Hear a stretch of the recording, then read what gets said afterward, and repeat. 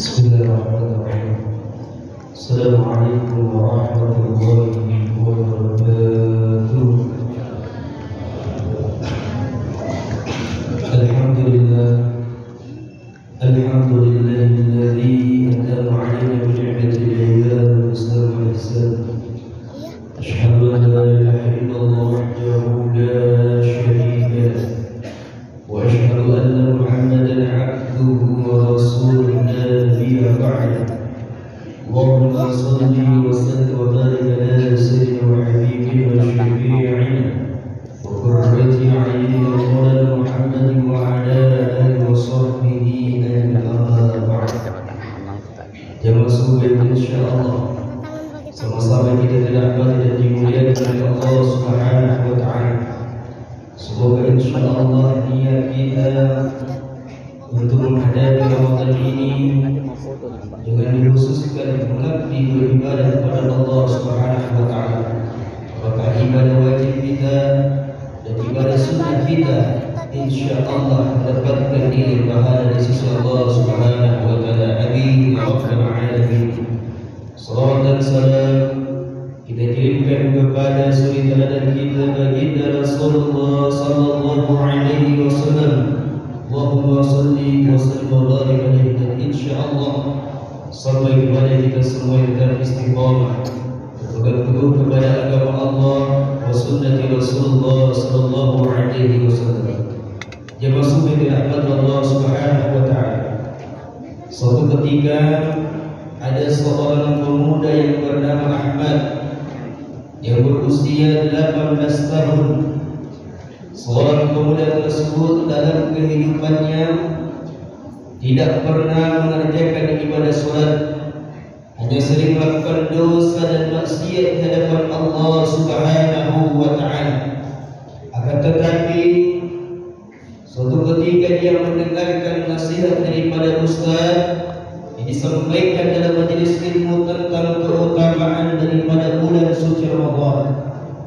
Rasulullah SAW bersabda, "Qad ja'akum syahrul Ramadan syahrul mubarak, ifradallahu 'alaikum as-siyam yuftahu fihi abwabul jannah wa yughlaqu fihi abwabul jahim." Telah datang kepada kalian bulan yang mulia, bulan yang penuh berkah. Dalamnya terdapat rahmat Allah, kasih sayang Allah, ampunan Allah. Bahkan Allah Subhanahu wa taala membuka pintu-pintu ampunan dan pintu-pintu surga di hadapan Allah Subhanahu wa taala. Dengan pernyataan daripada seorang ustaz tadi, maka anak muda ini bergegas pulang kembali ke rumahnya. Ia menyampaikan kepada sang ibu, "Wahai sang ibu, adakah baju-baju yang lain yang aku gunakan untuk beribadah kepada Allah di bulan suci Ramadan ini?" Maka sang ibu tadi gembira hatinya, ria hatinya ketika mendengarkan pernyataan sang anak. Bertanya, di mana baju-baju yang lain untuk dipakai sholat ataupun beribadah di bulan suci Ramadan. Kemudian sang ibu tadi memberikannya, "Wahai anakku, ada baju di atas lemari, kau ambil, gunakanlah itu. Itu pakaian yang lain digunakan untuk beribadah kepada Allah Subhanahu wa taala. Kau berkunjung ke masjid, melaksanakan sholat, ada sesuatu gunakan pakaian tersebut." Maka sang anak mandi, bergegas membersihkan diri, kemudian menggunakan pakaian terbaiknya. Selama bulan suci Ramadan dia aktif di masjid. Selama bulan suci Ramadan dia memperbanyak ibadah kepada Allah Subhanahu wa taala. Dia berpuasa pada siang harinya, kemudian pada malam harinya dia berlain dan melaksanakan amalan-amalan sunnah yang dikerjakan oleh baginda Rasulullah sallallahu alaihi wasallam. Jemaah sunnah dirahmati Allah Subhanahu wa taala. Namun Allah berkehendak lain.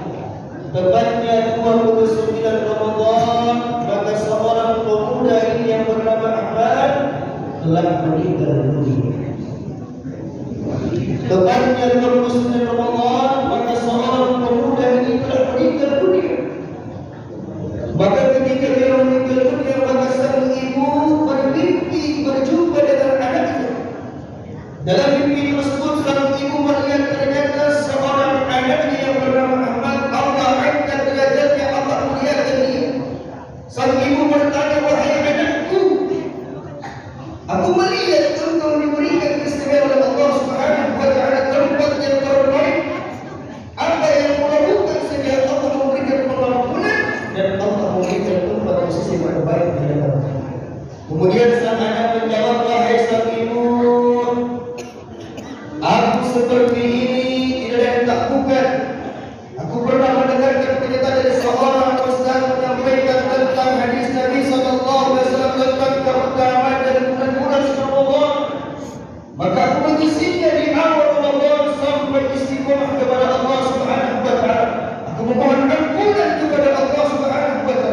Seluruh rangkaian ibadah di bulan suci Ramadan aku tunaikan dengan ikhlas kepada Allah Subhanahu wa taala. Dan aku tidak pernah mengetahui ternyata usiaku sampai berakhir 29 Ramadan aku kembali kepada Allah Subhanahu wa taala. Inilah yang Allah berikan kepada saya. Jawab sebenarnya kepada Allah Subhanahu wa taala. Dari cerita tadi kita harus punya potensi beribadah kepada Allah dengan istiqomah. Siapa yang tahu ternyata ini menjadi Ramadan terakhir bagi kita dimasukkan ke rahmat Allah Subhanahu wa taala. Kita adalah orang pilihan di antara 11 bulan yang lalu dipilih oleh Allah Subhanahu wa taala. Banyak saudara kita, kerabat kita, sahabat kita, tetangga kita yang mungkin tidak berjumpa dengan Ramadan, mereka telah kembali kepada Allah Subhanahu wa taala. Maka Ramadan ini mari kita isi dengan amaliyah yang diperintahkan oleh Allah dan Rasulullah SAW.